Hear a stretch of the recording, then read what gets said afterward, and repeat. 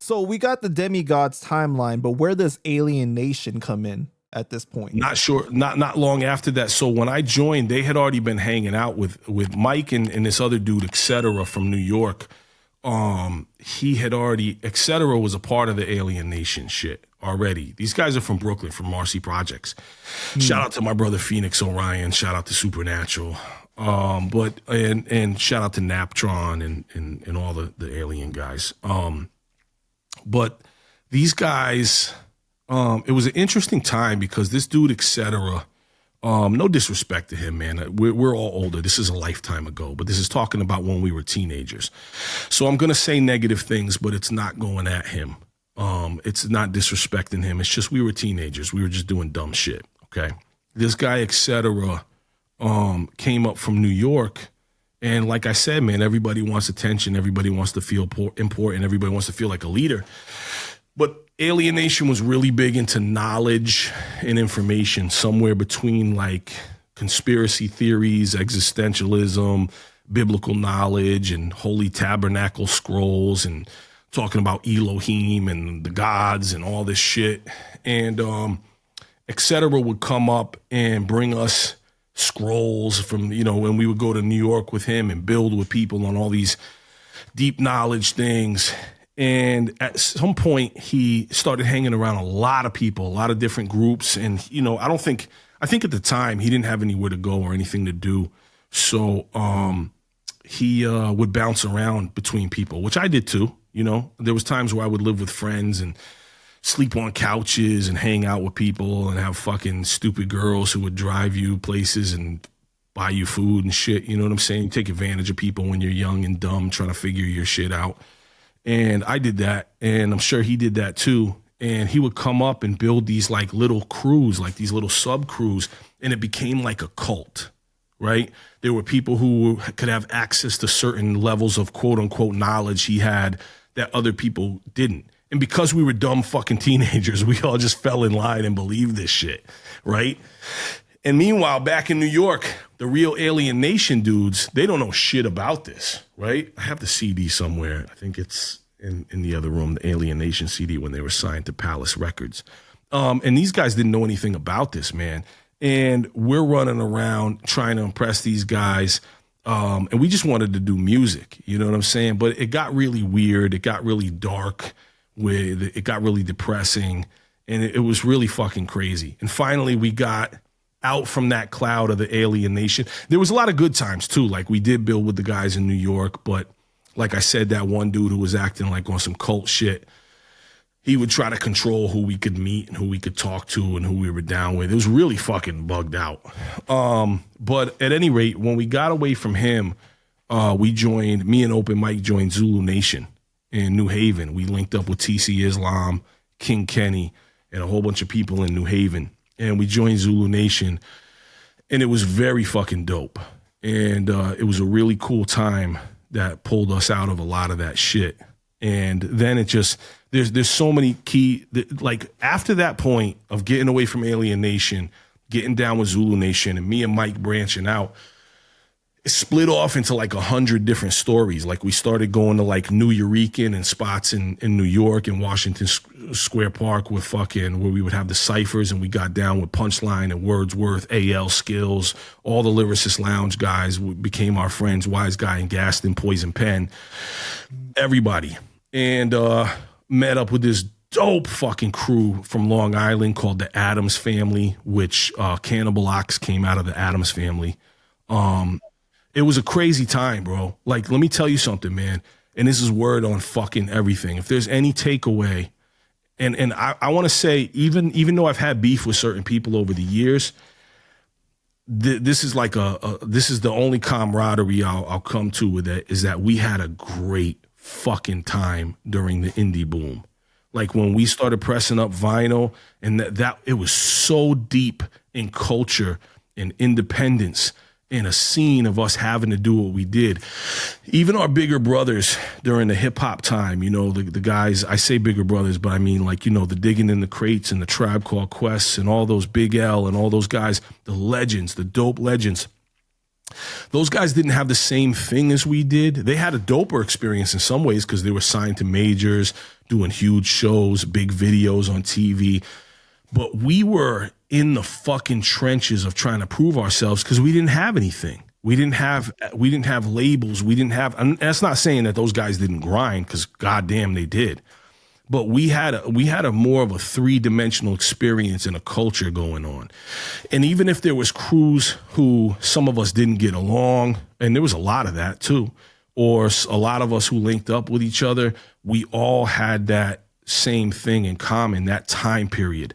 And it was huge. It was a vast amount of music coming out and a vast amount of events and all of these things happening during the mid to late 90s into the 2000s.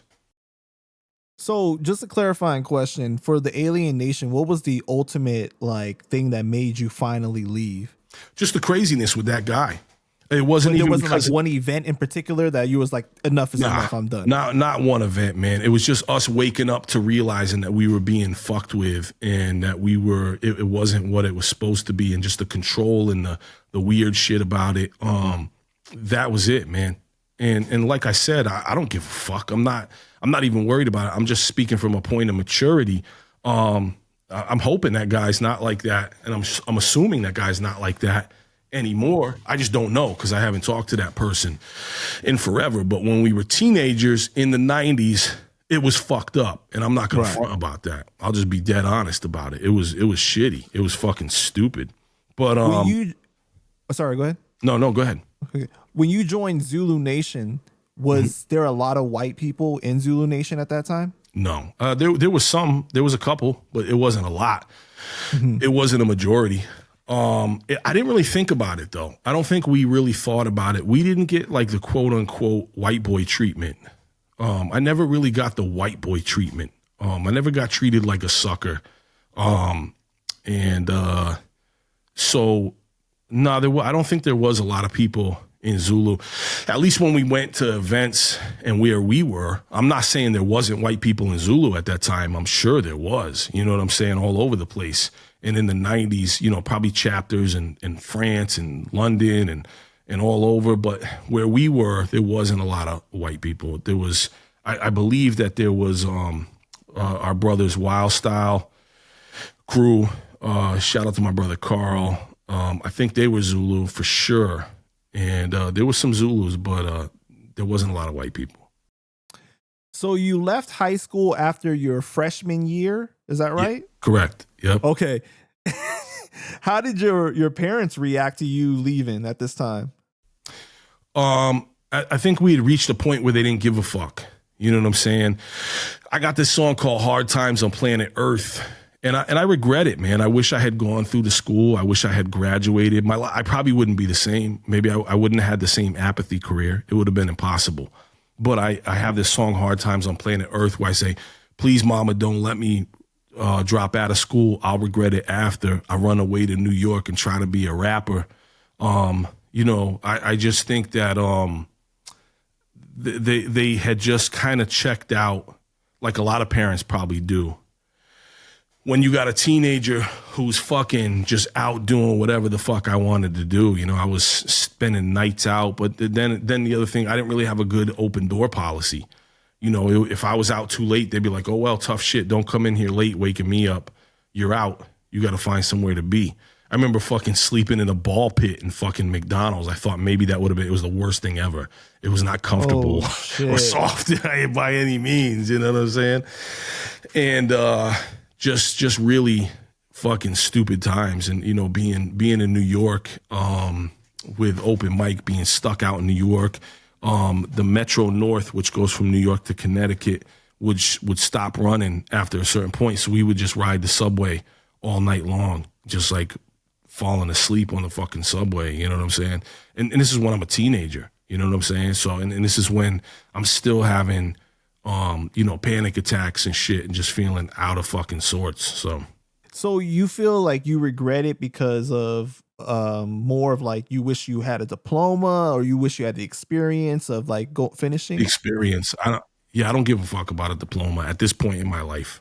Right. But the experience, being able to graduate, I get emotional when I see video footage or see people graduate and they had that shared experience with people who they grew up with, and they accomplished something and they went through and they have they have, and I remember I have friends, they're people who love me, people who I've known forever, and they're like, yo, come to the reunion. And I'm like, yeah, I didn't graduate. They're like, nobody cares, bro, everybody knows you, and I'm like, nah, it doesn't feel, I feel like a sucker doing that. I'm not fucking playing myself. I don't want to do that.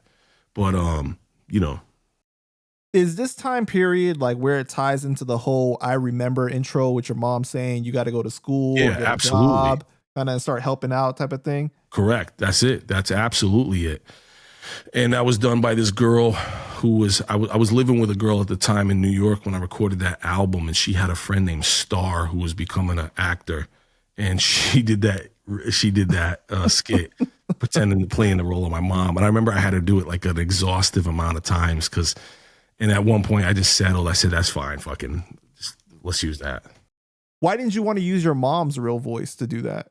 I wasn't even getting along with my mom at the time, and I just didn't want to do that. It was just too much, animosity or resentment. You know what I mean? I wanted it to be, and plus there was a time later where I had my mom do something for some Get Busy committee shit much later, but I just didn't want to do that. But like you were talking about, you were having panic attacks around this time, right? Do you know what like caused it at that time? Yeah, everything I talked about, not feeling safe, not feeling good, and your brain just gets hardwired for that. I've learned a lot about panic and anxiety. I still have it to this day. I'll still have a little, I'm just much more in control of it, and I'm highly functional because I'm so much more educated about what it is. But even up until, 2010 and 2011, I was having really difficult times. And there's times where I can't fly. I've had I remember being on a flight. My last flight I was on was from Florida to here, and I had really bad panic. And to the point you feel like you can't sit still. You feel like you're going to jump out of your skin. And I had to tell the stewardess, I said, hey, listen, because I'm a big guy and I'm 6'3", fucking 200 something, 225, 30 pounds. And I told the stewardess, hey, listen, I'm having a panic attack. I don't want to open a fucking door. I don't want to hurt anybody. I just can't keep my body still. So please don't take it as me. I'm not going to do nothing.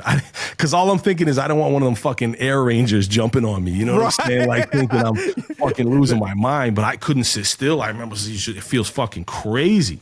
And you can't help it. You just got to ride it out till it dies out. But it feels horrible. It feels like hell. Absolute hell. My boy Enemy, the illest, he was with me on that flight, and he actually moved so I could like lay down on the whole fucking 3 seats right there. And I was just trying my best to hold on to it.